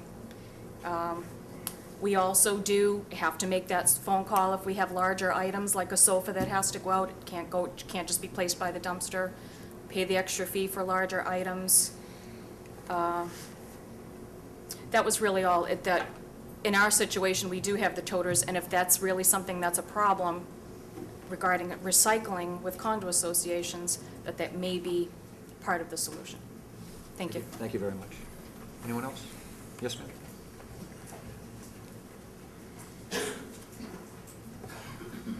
Yes. Excuse me. Diane Carcady, Stonegate Square. I'm both a property manager and a condominium owner in Abington since 1985. I was one of the original board members who petitioned the Board of Health many years ago, I can't remember the exact date, to obtain trash collection. It is true that many developers, in order to obtain a permit to build, gave away what they could not legally give away, and that is the individual rights of the unit owners. Developers can make all the agreements in the world that they would like to build, but they cannot assign away a private individual's rights, as you've mentioned, had happened. As far as hopping mad, well, hopping mad is paying for other people's trash while you tell us you're not picking up ours. That, to me, is hopping mad, and that's an inequity, and that's not fair. You've talked about us over and over again as if it's us and them, and we are equals, and we do pay the same taxes, and we don't participate with many of the same services. Now, for some of us, that's by choice. Children, by choice. But we do deserve the same for our tax dollars. And I don't see why an abatement can't work. If you don't want us to receive trash as part of our tax dollars, then you should be willing to abate the fee for all of us, for all the units. I don't have, first of all, we can't abate. Well, for you can services. certainly assess it, so you must be able to abate it. No, abatements are only given if the assessments that are provided for each of the homeowners or condo units are not within the range of market, which you can sell them the unit for. Services are not considered part of an abatement process that we can grant, and the Department of Revenue will not allow services to be considered as part of an abatement procedure. So that can't work. When I said the word hopping mad about not having your trash picked up because you didn't have recycling at curbside, your trash has been picked up whether you had recycling at curbside or not. That is an inequity. You know what? We have as many toters as the town has given us, those 96-gallon toters. We have 2 6-yard dumpsters for 48 units. You do the math. That's not more than 1 toter per unit. We pay for TV monitors, furniture, carpeting, and any large items like any other unit owner. We have to get that receipt from the Board of Health that it's been paid. It has to be tagged just like any other homeowner. And nobody goes through your trash to see what's your recycling versus what's your No, trash. and I agree. So therefore, we do But recycle. I have to put out a recycling bin. And or else we my- have our If I recycling could finish, I have bins. to put out a recycling, me personally, and everyone who owns a single-family home, has to put out a recycling bin, or else the trash doesn't get picked up. But If you- it's more economical for you to do it the way it's been done, and it's a benefit to everybody. It's a win-win. Oh, I agree. It seems as But I'm if just saying, there are inequities between the condos pickup versus the single-family. there are always inequities, but what makes the most financial and fiscal sense to the town while still delivering the services to the homeowners and taxpayers? Yes, you could require us all to have the two toters, one for trash and one for recycling. And you know full well that the design of many of the properties would No, I not agree. It's not gonna be allow for conducive to that, that yes. to be collected, okay? And yet, if it did, it would cost the town far more money to do that. And it's as if you've set up a no-win situation for us intentionally. Whereas continuing to have the toters and the dumpsters is financially reasonable and feasible and fiscally responsible. Which is, if I could just say, which is why I think Mike made a very good suggestion. And we're not And I going to agree. resolve this tonight, obviously. But if there is a way that we can sit down, and maybe we can't, but if there's a way that the administration, maybe a member of the Board of Selectmen, a member of the Board of Health, in all the, I agree with you, Mike, all the condo associations, not just the 5, Right. but all, and you come up with another solution. And maybe it isn't everybody having a toter, maybe it's, you work out a contract. Maybe it's two, Maybe you know, it's two maybe dumpsters. Maybe it's a dumpster for trash and a dumpster for recycling. Or as Tom said. Now, we made that suggestion. Or as Tom said, if you work out a contract separately and apart with all the haulers and see what that would cost, you know, if it's $43,000 for. 45. 45 for 202, maybe it's another 45 for the rest of us, you know. No. And I who do knows? know But that there that is- could be something you could look at. And that there is a hauler in the town whose rates are far better than that. So, But just so everyone knows, we did not solicit that number. That $45,000 Right, that was number was from- not solicited by provided to us. you. It was provided to me, unsolicited in the sense that the town was going out to bid for the other units, and I think we can get a better price than if you did it individually. I think we can all do bidding quite well. I've only done it for 26 years, so I do have some experience as a condominium property manager, but I think there is a hauler in the town who would work with all of the condominiums in a very fair and equitable way and would probably beat that price. So, thank you. Okay, thank you. Yes, ma'am.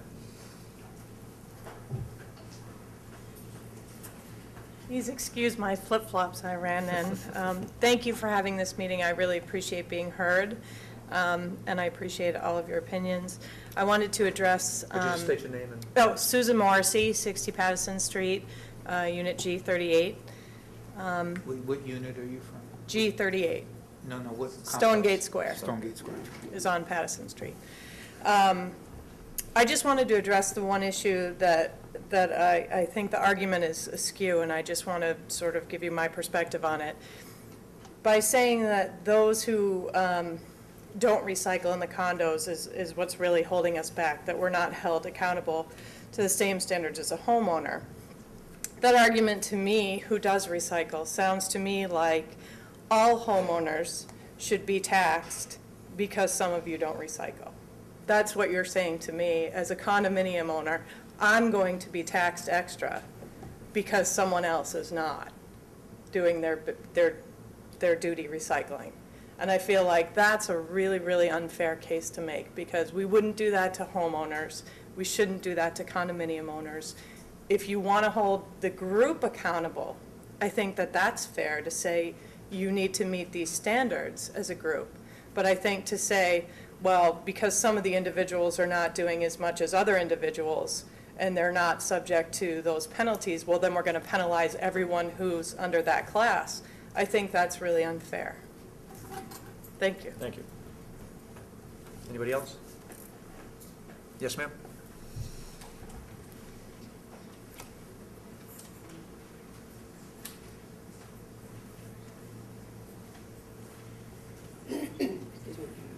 I'm Paula Bowles from Stonegate, and Paula Bowles. And I just wanted to make a couple of points. Excuse me, Paul, what complex are you from? Stonegate. Stonegate, okay. I think, from my perspective, this became a lot more heated because the information that was disseminated was late and ridiculously late. In fact, one of the notices were received conveniently the day of the town vote. And so people obviously didn't have a chance to see that. I think that the information has changed over time as to the reasons why the grandfather clause after 20 years was revoked. And I feel that not having all the information is, for lack of better terminology, disrespectful to the condominium owners. I don't think you can compare the condos before that are covered under the grandfather and the new, because those budgets were put together with that knowledge. So the people that come after the grandfather clause that are having nothing taken away from them should really not be part of the discussion about whether ours is removed. I also think that if we're doing one bin per house and the town has only allotted us approximately 12 or so for 48 units, and we've requested more, but we're denied. Again, you can't compare. And you can't compare us to a house because of the acreage.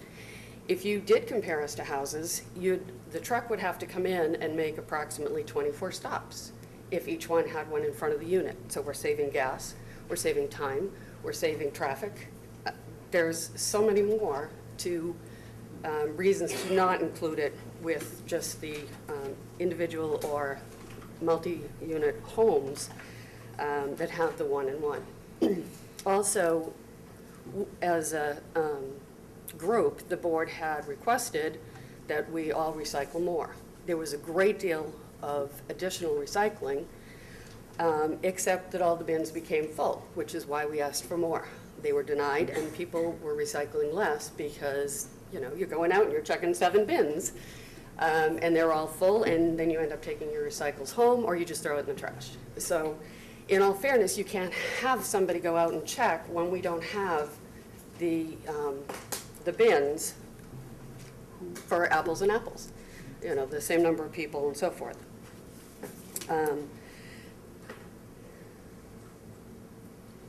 Lost my train of thought. Also, we don't have yard waste. We pay a landscaper to take care of that. So I don't think that can be a point that's considered unless you want to consider the fact that we're paying for that, or we're paying that for a number of years, and you know, whether the town changed it or not, we were still paying for it. I do believe that it's an honor to keep up with a grandfather clause, and the way that things have been handed to us as this is what you should do, and the last minute and we have negotiated for you, is grossly unfair. And I think that, as I believe Diane said, you know, we are capable of sending out bids, but we actually didn't have the opportunity for that. Now, I realize a lot of these points have been covered, but I also just want to say that, again, there was a little bit of a difference in statements here, at least the way I understood it. As Mr. D'Agostino said, we couldn't do abatements, but I thought you had said that there was a process for doing abatements. Yeah, I did. I said that, but I was told it wouldn't work because of what Mr. Diago said. So. Okay, I don't understand that, and I would love to hear an explanation as you do a further investigation, because when property values dropped, our taxes didn't change. Our valuation is still thousands and thousands of dollars higher than a typical appraisal. So I don't know whether that's part of the normal course or not, but I know that they weren't evenly taxed in our complex, and a lot of people did go to the town. That's beside the point. The point is that we are paying for these services. It was not included in our budget. We were given no warning, and obviously the town acknowledged that because they're willing to pay through the end of the year and realized that that was rather a large error. I also think that We were never told what it was for, and the questions that we have asked have been pretty much dismissed, and we weren't given very good information over time. And I think that has made this a much more heated problem than it needed to be. And I know that we, as a complex, have tried to work with the town with solutions of another dumpster. We have a corral that holds everything. I mean, we're working as much as we can to work with the town to make this right. So it's not like we're just saying, no. We are doing our best. But unfortunately, a lot of that has been ignored. I just have to ask you a question. Yes. You said in your presentation that you asked for more recycling dumpsters and you were denied. Who denied you? Board of Health. Ellen, do you have more facts on that? And I don't know if they were available, but we didn't get it. And that was raised at the last couple of meetings, I believe. Was that recently, ma'am? When was the last time you asked for dumpsters? Well, that's what I just asked. Yeah. Was that recently, or was it It was last year. last year? It could have even been last spring. And I don't think that's the only time. So you're saying Thank you. in last spring that you asked for additional recycling containers? Correct. And the Board of Health said no? Right. And then you also said that you continue to work with the town. Who are you working with? Me personally, I'm talking about the complex. Yeah, I'm speaking for other owners in the complex. Who in the complex is working with who? We've worked with the Board of Health about how to get people to get a sticker, where to take your TVs, what size dumpster, because we rent our own dumpsters. How many recycle totes, what are the new rules for recycling? We send a lot of things out to our unit owners on the rules of it. We patrol our own trash to try and be sure that we recycle appropriately, that there aren't items that shouldn't be in the dumpsters in there. We've tried to keep up with the rules as they change when the new notice comes out. Things like the Christmas trees, not picking up Christmas trees, we didn't know about that one. So we had a bunch of Christmas trees in the middle of January, which we had to pay somebody to take away because we didn't get any notification, there was no pickup of Christmas trees. That sort of thing, Yeah. that you try and keep abreast of the rules and then you talk to the Board of Health, how to make it work. And we have been doing that for years Many years, yes. to make it work. I'd also actually like to just address a question to you in that, or I don't know how that works. me, yeah. Sorry, okay. If the fact that we're paying thousands of dollars for the dumpsters is taken out of the costs that were established, because it seems to me that that hasn't been included. If you're doing trying to do the one-on-one with one recycle, one trash per unit or house. The fact that your complex rents the dumpsters. I'm sorry? The fact that your complex rents the dumpsters, Yes. has that been calculated into your figures, John? Because they rent the dumpsters, we only provide for the hauling fee. So does that Well- include, is that included in your figure, or is the?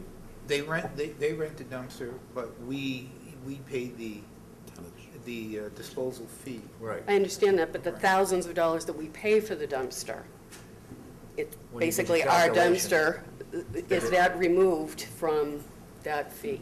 Is that, The $45,000 fee that I was given by the hauler that I think, the amount of money that I quoted earlier was directly from Waste Solutions. Now, I don't know if you use Waste Solutions or not, but if you do, that $45,000 fee probably includes the Dumpster rental. so we don't know what it includes? We don't know. Well, No. he's not certain. Okay. And the other figures he gave was based upon each unit having their own toters. Mhm. So that Right. It is Right. more expensive, but I would prefer the toter route, because then we can make certain that each residential unit is treated the same. Mhm. Some dump more than others, but in this case, and that's going to be true throughout the town, but the issue for me is treating you like a residential unit. That's what you are. You're a residential unit, and every residential unit gets a 64-gallon container for trash and a 64-gallon container for recycling. But clearly we're not. but- I mean, Again, I don't think we're going to get. no, I realize that. tonight. I'm We're not gonna looking connect. for an answer, but I think this is where I'm heading, is that the investigation has not been in-depth and needs to go deeper and needs to compare them on a different basis. Yes, we're individual owners, but we can't be treated like a house. It just doesn't work that way. And again, I think that Mike's suggestion again. Right. is, I think, But I think probably those are something just the board will- points that need to be Yeah, stated and agreed to, or, looked at. yeah. Thank you very much. Thank you. I'm going to keep going down this side, then I'll come back. Yes, sir.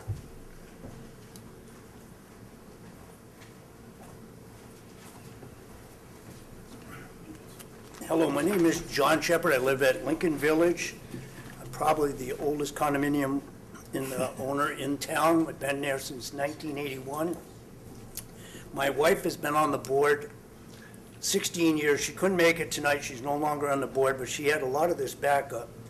And one of the comments that you have, I have one extra copy, which I'm willing to pass on to you if you want to make copies for the board. But this was dating back to August 28, 1991. And I'll pass it on, and whether I get a copy of myself, I didn't make others, but in there, they requested the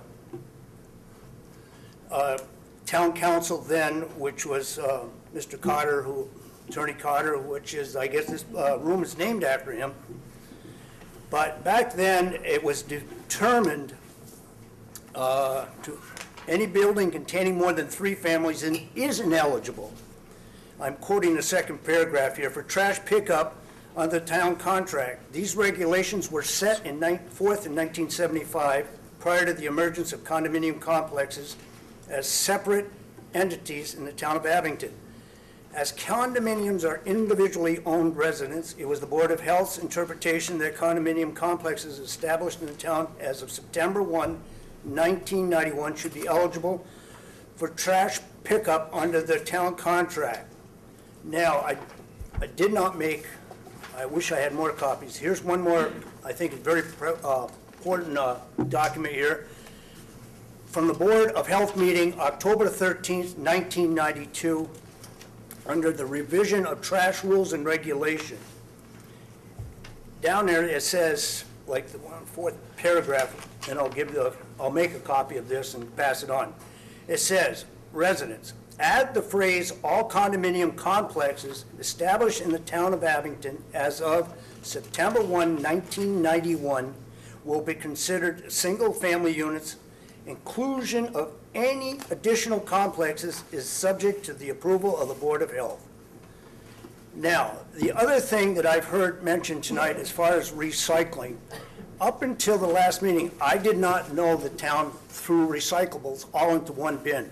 If you go to Lincoln Village, there's 6 of them. My wife, over the years, we've had 2 of each of the 2. We'd have like glass here, and don't put any broken. We put here like cardboard.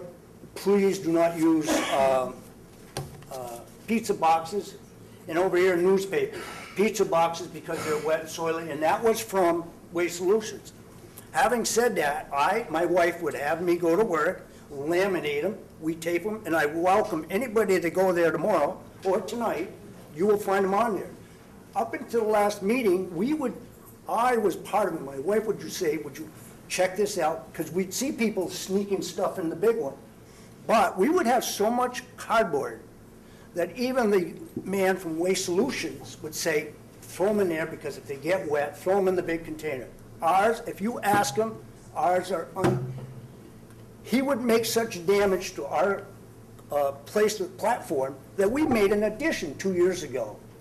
We moved our fence back. We spent a lot of money. We play by the rules 100%, and I beg anybody here, any other association to come over. We police better, I think, than anybody in town does, even that Board of Health person that goes around, because we check. And again, some stuff will get in there. We pay the $20 to get rid of a sofa, and we also have got it marked off. Anybody parks their car in front of there is a $25 fine internally. We've got it all painted yellow. I know, I painted it myself. We got a big, long rolling fence that blocks it. So again, that's all I got to say. Thank you, John. Yep. Anybody else? No, I'm going to come back around here, and then I'll go to Jan, and then you, man, after. No, I'm going to have Jan first, and then I'm going to come back around.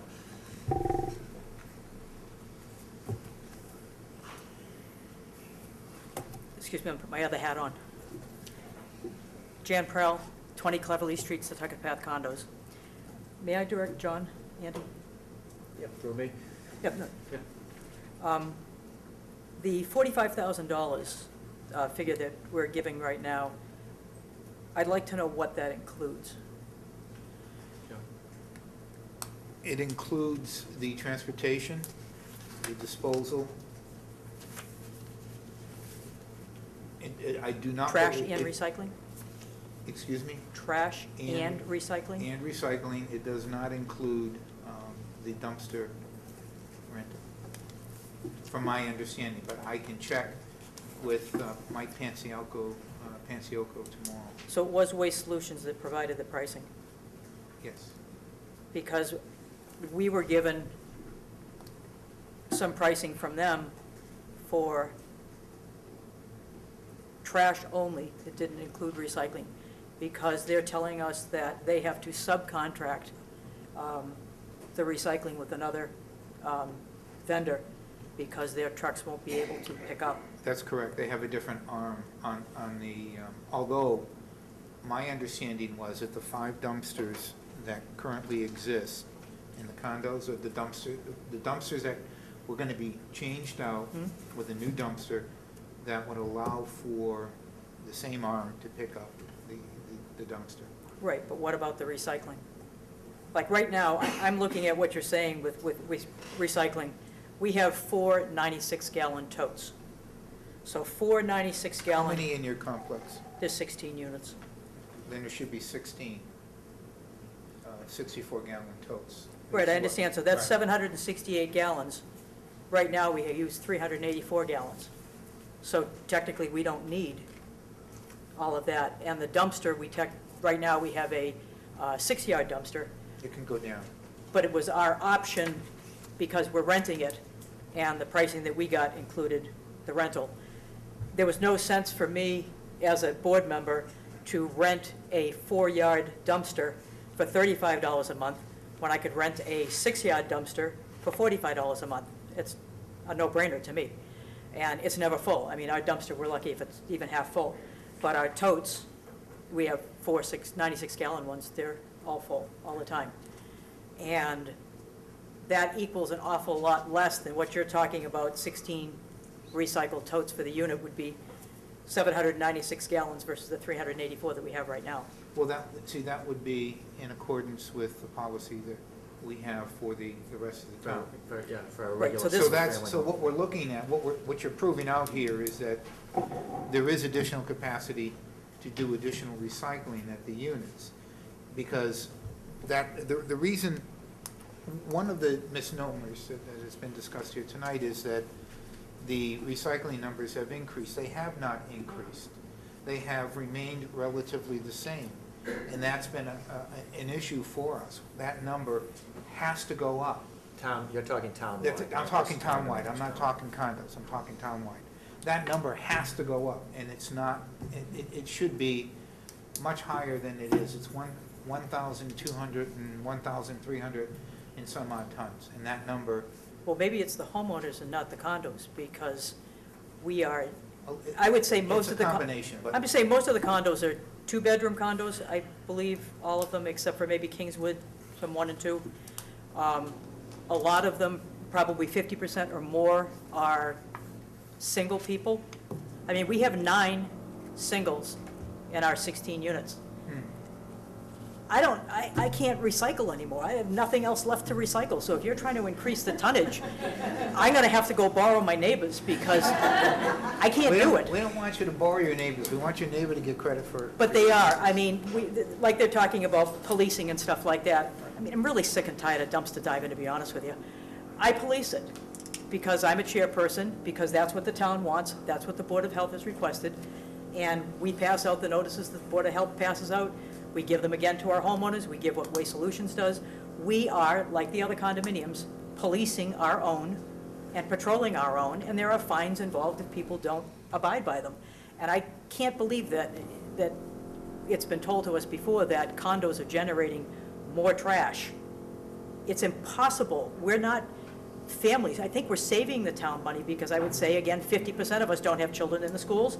If you'd like, we'll find some children, bring them to the schools so that you can build the other school that you're talking about because you'll need it. But I'm just saying, we're not generating what you say we are, and especially where there's a lot of single people living in condominium units and a lot of only 2 people living in condominium units.